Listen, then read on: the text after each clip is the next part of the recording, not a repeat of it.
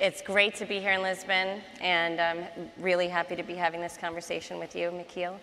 And I thought I would begin by just asking you what brings you here, both at this moment in your career and here to Lisbon to talk about these important issues of diversity and inclusion in publishing. Yes, so thank you. So I've been working for a science publisher for almost 30 years, Elsevier. And one of the great things is that Elsevier can free me up to do work in our industry. And one of the things I've enjoyed most so far is to work for the International Publishers Association. And you've seen our president, Karina Panza, already on stage twice, so I don't have to introduce the IPA, but I was president myself. And of course, I was then fighting for freedom to publish and protecting copyright, which are our pillars. But I also tried to introduce then diversity and inclusion, put it on the agenda at the IPA and also at our members. And I'm a bit proud that the IPA itself has become a more diverse organization. It's more than 125 years old, and for a long time it was only led by white, cisgender, straight males from the West.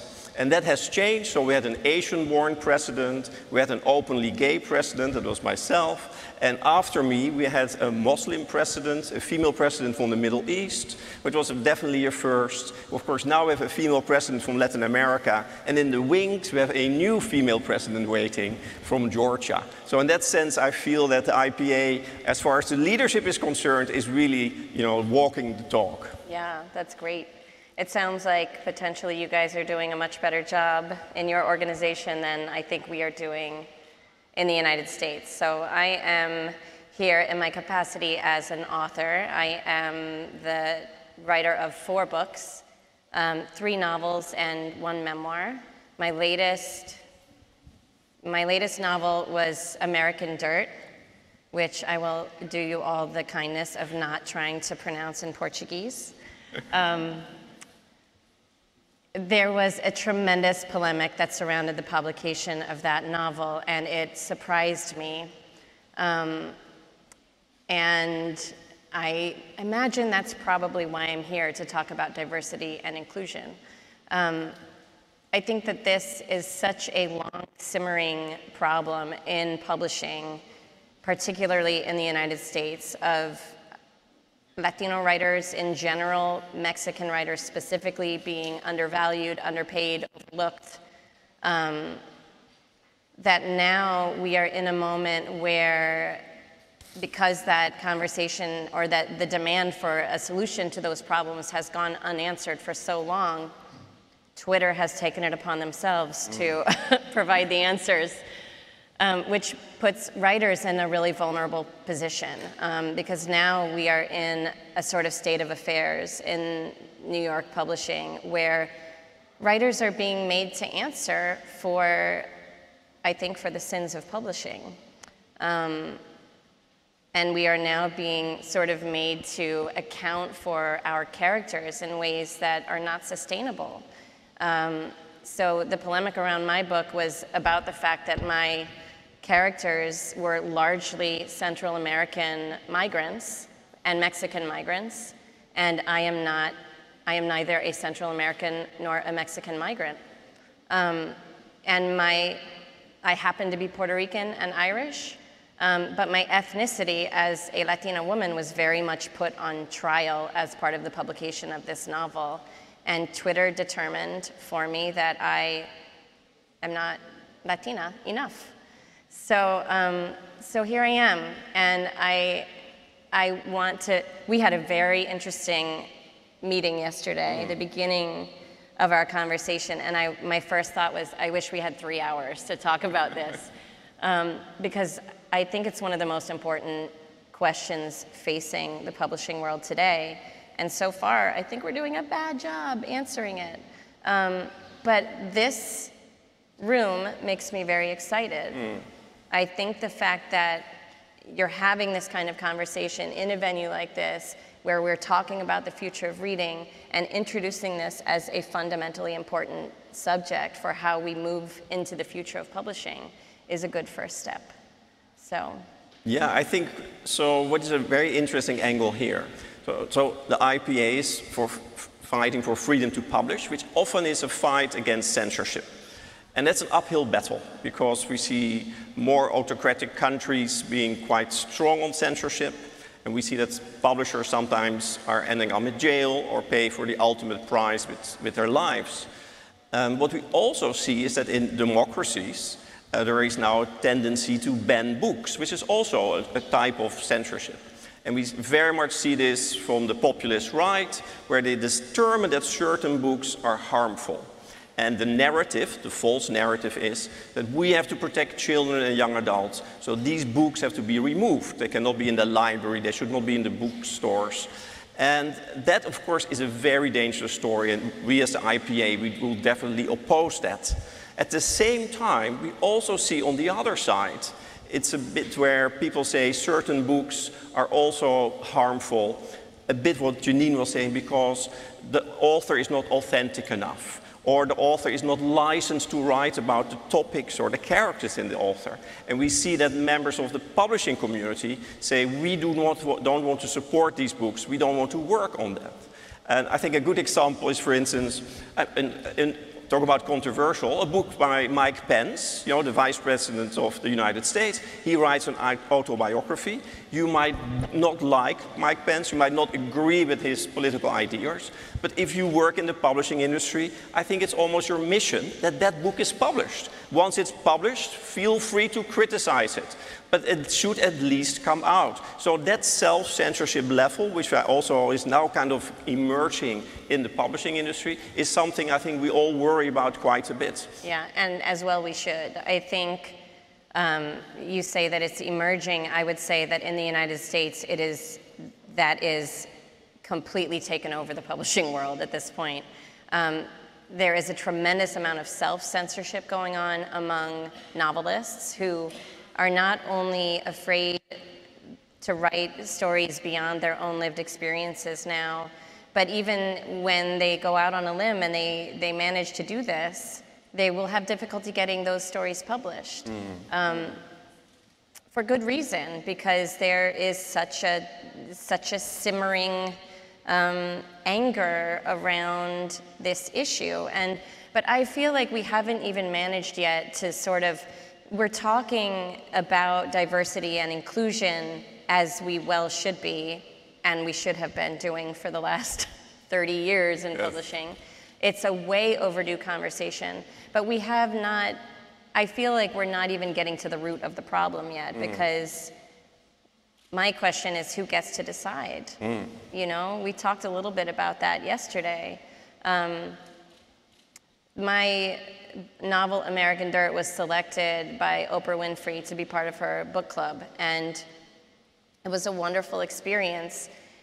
Oprah was tremendous. She was super supportive of the book, and she pushed back on the idea that she shouldn't have been allowed to feel what she felt because the person who wrote the book looked like me. But when we were having the conversation on her show, on the book club show, one of my challengers asked me, well, she was talking to Oprah about the fact that she felt that Oprah had not had enough diverse representation in her book club. And one of the things she said was, well, if we count Jeanine, you've only had 4 Latino writers. And I'm sitting there. And I was like, we count Jeanine. You know, and so much of the conversation around what was wrong with my novel was not about what was wrong with my novel. It was about what was wrong with me. It was about what was wrong with my biography, which leads us to a whole separate conversation about, you know, perhaps why does that not happen to men? Does anyone think, you know, would anyone have thought to ask Don Winslow, whose every book is a violent story set in Mexico, about, you know, why he's writing those novels, or calling him to account for the fact that he's not Mexican and yet he's writing books set in Mexico. As well he should, because it's his right as a novelist to make those stories up. Absolutely. But I think that fundamentally, even the way that we're conducting these conversations is sort of revealing deeper problems of inequality in the publishing world. So I feel like until we tackle what's underneath with some really good faith, creative efforts at coming up with solutions, we can't put like a pretty little shellac on top of the problem and hope that it's going to go away. So no, I couldn't agree more. And so luckily we do have some data about our publishing industry, especially from the UK and the US, and I hope also soon from other IPA members like here from Appel or in my own country in the Netherlands. And so it shows that the publishing industry is, women are very well represented, something like 70%. Racial and ethnic minorities, or people who are black, it depends where you are, in which country, are very underrepresented. Certainly if you look at where the publishing houses are based, so literally if you are in New York and you look outside of the street, half the people are non-white. If you look in your publishing house, it's like probably 10% are black and 90% are white. We also see that the publishing industry tends to be quite elitist. So we hire from the best universities, we hire from the upper class who is well educated, and we see people can enter a publishing career with their own money, and so they can live very comfortably on very low entry salaries. If you do not have that advantage, it means you have to do 2 jobs. So it's a challenge and a half, I think. If that is the situation we're in, how can we then attract more diverse authors? And how can we then attract also a more diverse readership? Because of course that's all kind of connected. If the publishing house is kind of run by white women of a certain age, I mean, are they going to be able to publish books that are really attractive to ethnic minorities, etc.? Yes, and we do see an effort in that regard. And one of the things we talked about yesterday was this exact thing. I worked in publishing for 10 years before I became a full-time writer, and it was very interesting to find myself all those years later as the sort of poster child for what's wrong in the publishing industry when I was working in that industry as a young woman, bartending on the weekends because I could not afford to pay my rent based on the salary that I was earning at Penguin at the time. It's definitely a problem, and I don't think that we can task the current gatekeepers of publishing with publishing into audiences that are currently underrepresented. I do see that there are plenty of editors who are making good faith efforts in that direction, but until we have a more equitable representation of who's sitting in that room, making the decisions about what authors they are attracted to, we're not going to find the right books. So I do think that what's happening behind the curtain is way more important than what's going on the bookshelves, or rather, not more important, but you can't fix one without first addressing the other. Yeah, I couldn't agree more. And we've seen initiatives in the UK. We're targeting BAME, black folks to join on internships. It would be difficult to attract them. Then once they're in, difficult to keep them. And once they finish the internship, they would leave. And why is that? Because there's no sense of belonging for them. So you have to change also the atmosphere, the working conditions, so that everybody really feels a sense of belonging, really feels included. That's right. The culture needs to change from the ground up in publishing. But I do have hope that, I believe, including Hollywood, this is the most creative industry in the world. They would not exist without us. They come to us for the stories that they make into movies. This industry has what it takes to come up with creative solutions when they make this problem a central focus of how they want to do business in the future. But one more thing I just want to say, and we talked a little yesterday about this. When I hear this conversation happening in the United States, everyone talks about the publishing world as being a community. And it is a community, but first it is a business. And you cannot pretend that we can solve this problem the way that we would solve it if capitalism was not at issue, right?